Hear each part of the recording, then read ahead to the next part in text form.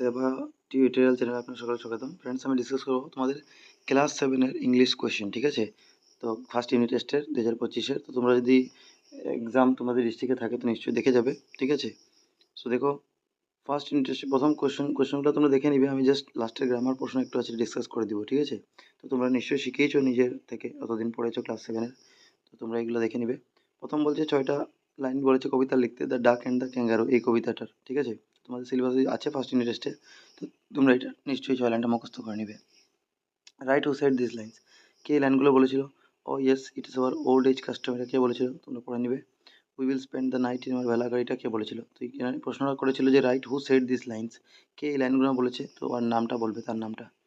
এরপর 3 নম্বর, write down the meaning of the following word, এটা শব্দার্থ বলছে। প্রপোজের অর্থ কী, রেস্টলেস অর্থ কী, এগুলো 7টা আছে এরকম। তোমরা দেখে নেবে এগুলো কী কী আছে। কাস্টম, ফিশ, ননগোলা, এক্সাইটমেন্ট, এনজয়মেন্ট।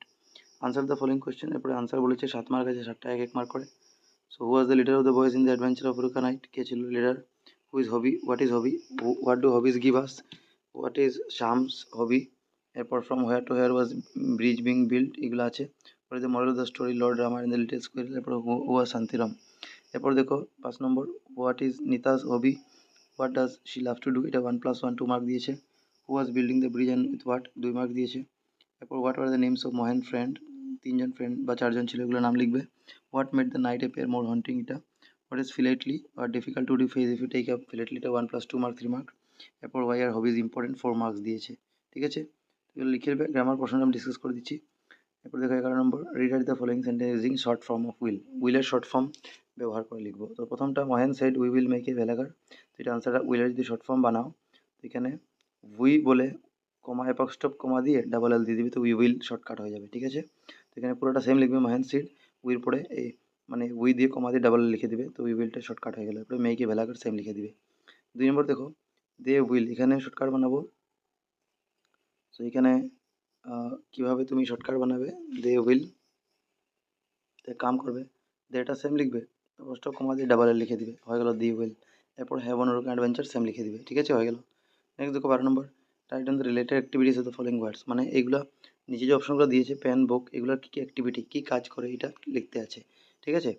তো পেন কী হয়, রাইটিং, তো তুমি লিখে দিবে পেনের কাজ হচ্ছে রাইটিং, লেখা। তো WRITTING। এরপর বুক, বুক হচ্ছে রিডিং, তো তুমি লিখে দিবে এটা রিডিং। এরপরে বোট, বোট হয় বোটিং বা সেইলিং, তো সেইলিংটা লিখবে SAILING, এগুলোর তার কাজ হয়, ঠিক আছে? এরপরে বলেছে right down the past form of the following words, past tense বলতে আছে। বাই এর পাস্ট টেন্স কী হয়, তো তোমরা জানতে হবে, এটা ভার্বের লিস্টে বাই, বট, বট, বট হবে। ক্যাচ, এটা ক্যাচ, কট, কট, CAUGHT, ঠিক আছে? এরপর টিচ, টিচ থেকে হয় টট, TAUGHT পাস্ট টেন্স। ফাইট থেকে হয় ফট, FOUGHT, ঠিক আছে? এরপর দেখো রাইট ইন টু সিনোনিম, দুইটা শব্দার্থ, সমার্থক শব্দ বলবে। সমার্থক, অ্যাক্টিভ মানে কি, অ্যাক্টিভকে আমরা বিজি বলতে পারি, যে বিজি থাকে সে অ্যাক্টিভ থাকে। আর বলতে পারি এনার্জেটিক, ঠিক আছে? এনার্জেটিক, GETIC, এটা বলতে পারো, দুইটা করে বলবে।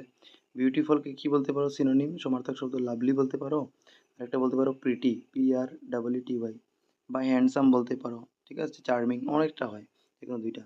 So thank you for watching. তোমাদের ডিস্ট্রিক্টে যদি কোয়েশ্চেন থাকে তো আমাকে কোয়েশ্চেনটা পাঠাবে, নিচে কমেন্ট করবে তুমি কোন ডিস্ট্রিক্টের। Thank you for watching.